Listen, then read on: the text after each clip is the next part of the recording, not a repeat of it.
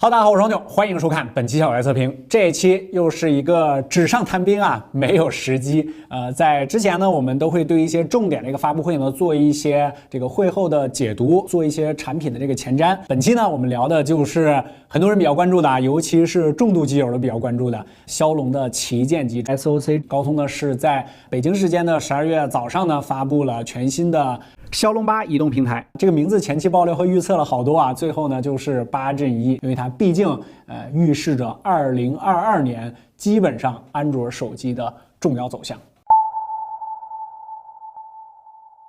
这次新骁龙8的发布分为了 AI、影像、音频、安全和游戏，一共6个环节。这次首先最大的改变啊，当然就是名字了。高通不再用3位数字命名，898、895之类的名字就没了，取而代之的是骁龙直接加上1位数字啊。其实这次你也不用纠结什么8阵1、8阵1啊，直接骁龙8就行了。相比于上代88啊，骁龙8的 CPU 依旧还是1+3+4的架构，但是 CPU 核心全系升级，大中小核升级到了 Cortex X2、A710啊，还有 A510，各自频率也相应加强。大核 X2 来到了 3.0 赫兹，中核 2.5 赫兹。10年之久的 ARM-V8 终于迈入了历史 ，ARM-V9 成功上位，让安卓阵营算是真正踏上了全面64位的征程。代工方面，这次升级到了4纳米，更小的制程意味着可以改善发热和功耗的问题啊，这个要等我们后面实测啊。高通表示，骁龙8 CPU 性能提升20%，或者功耗降低30%，意思是相同性能下功耗降低30%，或者相同功耗下性能提升20%啊。总体而言，感觉这次的主要方向还是想要降低功耗。目前骁龙8支持 LPDDR5， 高通表示暂未支持 LPDDR5X， 是因为目前还没有相关产品，或许下半年的 Plus 版就会给予支持。当然说了半天，还是要等手机发售之后进行实测，到时候相关的落地数据大家可以关注小白测评数据库即可。骁龙8移动平台的其他细节大家可以自行查看这张表格。下面说一下网络方面，骁龙8集成了骁龙 X65 5G 调制解调器和射频系统，毫米波带宽升级到了1000兆赫兹，理论峰值下载速度啊可以达到10 Gbps， 不过国内的毫米波还在规划之中啊。但是我们也看到了，接下来的冬奥会就将出现对毫米波的支持。骁龙8对 460赫兹频段最高支持300兆赫兹及4×4 MIMO 多载波聚合的理论峰值下载速度7 Gbps， 那么换算一下，理论大概峰值就是875兆每秒。WiFi 方面采用的是 Fast Connect 6900，峰值下载速度3.6 Gbps。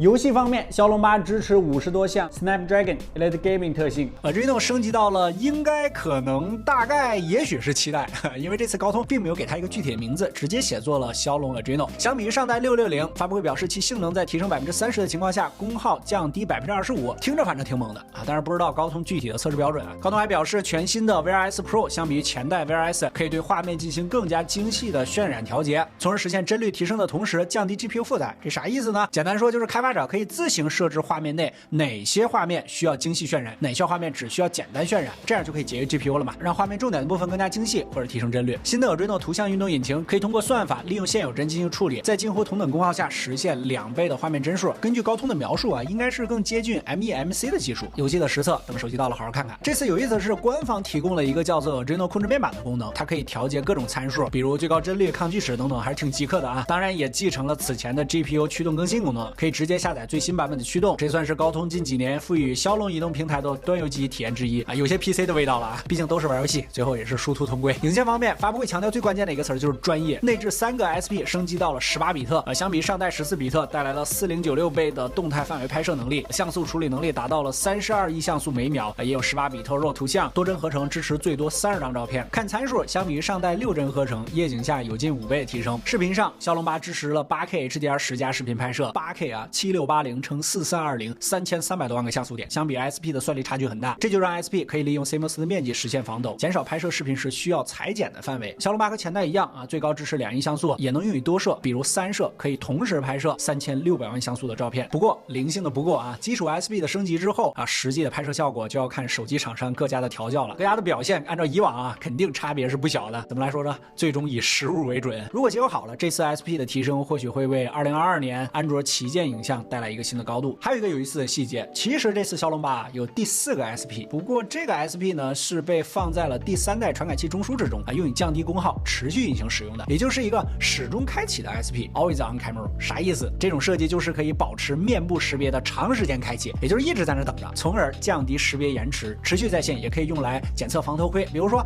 有人在你身后看你的手机屏幕，这手机就可以更快速的自动锁屏或者自动隐藏通知，防止在第三代传感器中枢之中也加强了安全保护，和其他的 SP 隔离，所有的数据即用即走，它并不能被保存视频或者是照片，这也是今年骁龙8安全方面的升级之一吧。其他安全方面呢，表示支持保险库级别的安全特性，是全球首颗符合 Android SE 标准的移动平台，因为感知不强啊，大家了解一下就行了。AI 方面，骁龙8采用了高通最新的第7代 AI 引擎，也是这次骁龙8最大的升级之一。其实以前啊，这个高通就从独立的 DSP 转为了更加融合的设计。高通官方表示，张量加速器速度和共享内存都进行了翻倍，总体性能提升了4倍。当然，这次最有意思的还是徕卡的加持啊，算是底层加持了。这次 AI 集成了徕卡类似风格滤镜，之后还可能会加入3个全新的徕卡风格滤镜，这叫什么德味算法吗？大家可以把毒打在公屏上。通知识别上，目前的重要通知被垃圾信息掩盖是一个常态了啊。高通表示，这次可以利用自然语言处理，可以为用户的个人助手优先处理并分析通知，并且重要的是，这一切都是离线的，也就是说，这 AI 引擎可以在不联网的情况下，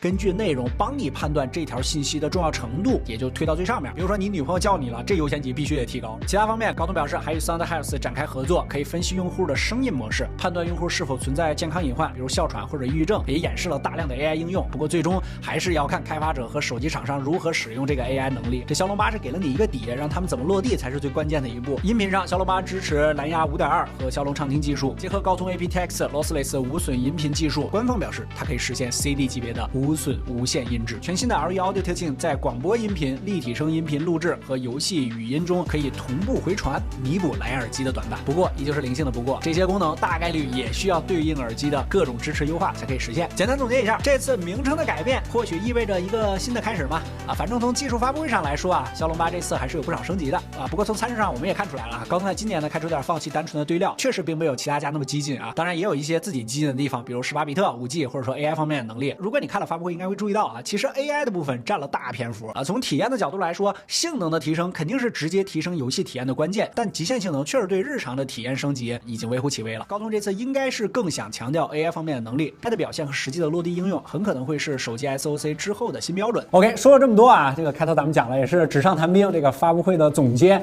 啊，别着急，我们的实测已经在路上了。虽然说还没有盘包浆吧，但是已经捂热乎了。这个到底怎么样？我们一切拿实际落地的机器再跟大家说话记得点门关注，到时候首发会为大家带来体验。OK， 不关键体验小白测评，我们下期视频再见。拜拜。